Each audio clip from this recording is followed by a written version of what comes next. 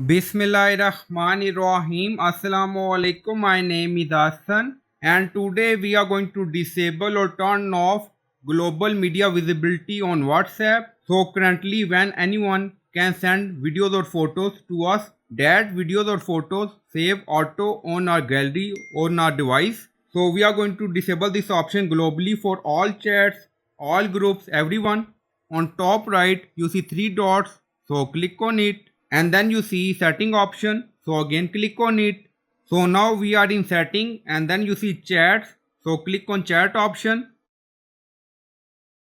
Now you see chat setting, media visibility enable, show newly downloaded media in your device gallery. So we are going to disable it to prevent new photos, videos or any other media document or any other format auto saving to your phone gallery. So we are going to disable it.